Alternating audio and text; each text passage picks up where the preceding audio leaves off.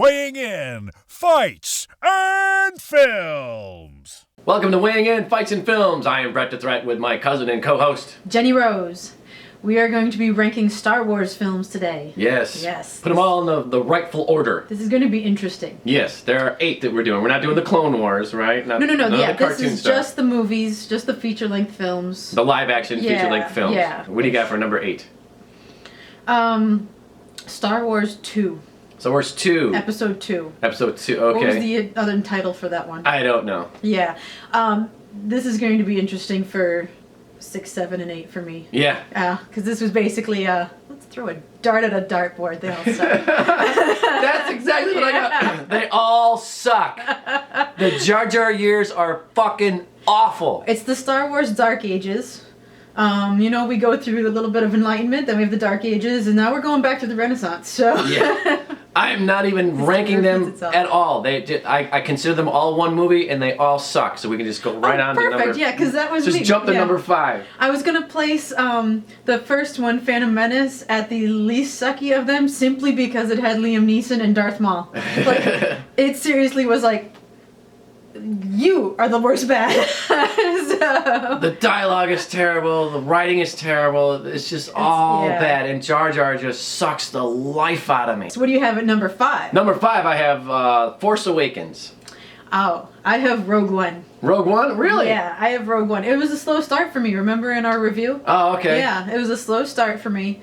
But it did pick up, and you start to get some of the other themes and everything.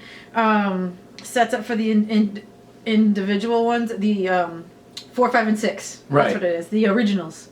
And then, and it did, like you said, it went there. Like, yeah. I won't give the spoiler, but it went there. Yeah, it's dark. It's dark like Empire. That's why that's why I put Rogue One before that one. No, I put what is it? Force Awakens is my number 5, and then Rogue One's my number 4. Right. Well, I gotta put a little thing in here. I mean, in these, once you get to these top 5s. I'm talking about top 5s between good movies. Just because it's at my number 5 does not mean it's bad. Once you get past those episodes 1, 2, and 3, it's a different world. Yeah, who do you got for 3? Huh?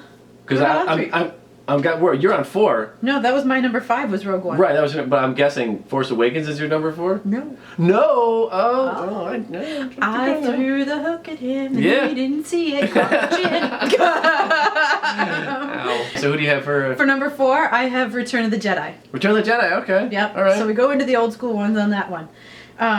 It's got Ewoks. It's got you like the Ewoks. Because when I saw Star Wars, I was a little kid, right? Oh, okay. And so I had little Ewok stuffed animal, so yeah, I was all about the Ewoks when Star Wars came into my life. I was all about just the little fuzzy bears. See, like that's the Ewoks are the things that I don't like about Return of the Jedi, because it's like I don't buy that these little teddy bears are taking down giant mechanical monsters and stormtroopers. But were you a 4-year-old little girl when you saw it?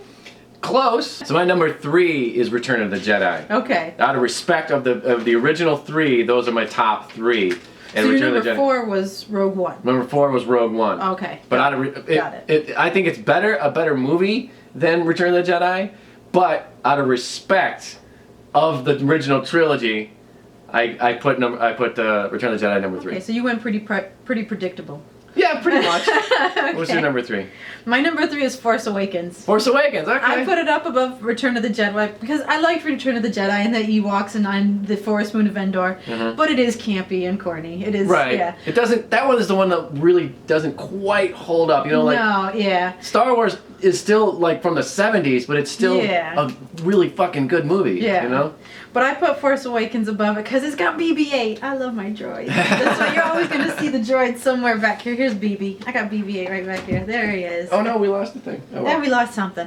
But I got BB-8. Yeah, so I love BB-8. And then I like that the guy that defects from the stormtroopers, it's kind of realistic. Like, no, I don't want to go back. I don't want to go back. No, I don't want to do that. Yeah, you know?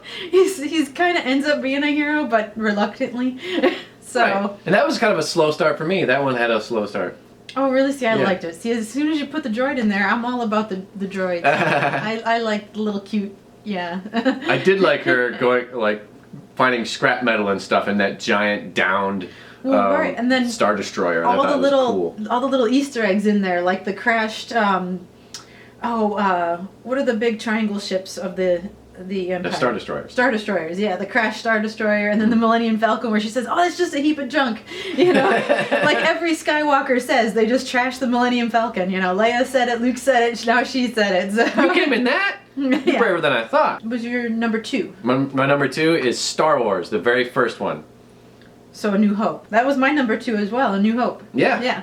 It sets up the main themes. You get to hear the classic John Williams music that I love that goes with Star Wars. Mm-hmm. And then Sir Alec Guinness. You know, the classic "Help me, Obi-Wan, you're my only hope." Yeah. Yeah. The classic awfully short donuts on the side of her head. Yeah.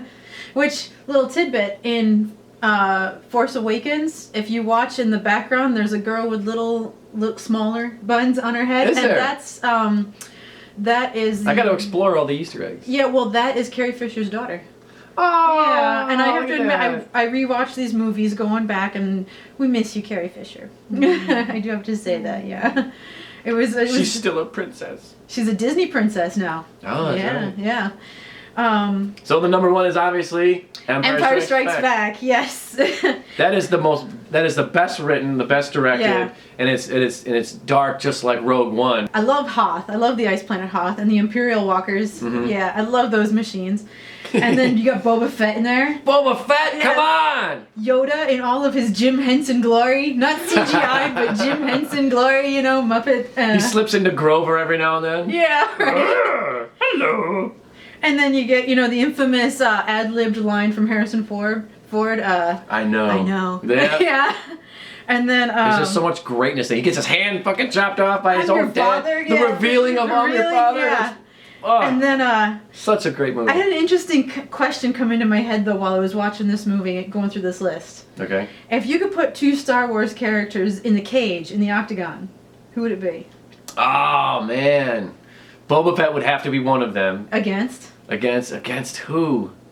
See, I want Chewbacca in there. Chewbacca versus Boba Fett would win, especially if he's still got all the armor. No, and no, stuff no. on You it. got we're talking fighting. No lightsabers. No using the force. Well, that no wouldn't be percussion. fair. They would be like they have different divisions in MMA. They would have different species. You know, they'd have to have specific species fighting themselves. So Chewbacca would have to fight another Wookiee. You know what I'm could saying? have that, but because there's characters like you could have BB-8 versus R2. You know. Okay, yeah. Well, then it's like Robot Wars. Right, Robot Wars. Then we geek out, but or you But could like have, Darth Vader versus anybody, Darth Vader would like force choke him. No, I said you couldn't use the force choke. He would be Darth Vader. Darth Vader. But you could have like Han Solo versus Lando.